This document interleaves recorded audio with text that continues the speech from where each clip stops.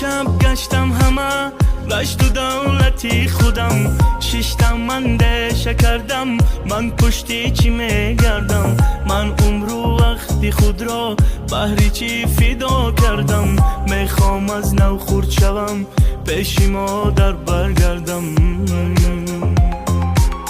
دیدم اشکی پیشوایم بهری ملت میگریست، همون ساعت فهمیدم بزرگی او در چیست، به خود دادم سوگندم بهری ملت می جنگم، تاجیکم تاجیک زبان جانم بهر تو Tadjikistan, papir!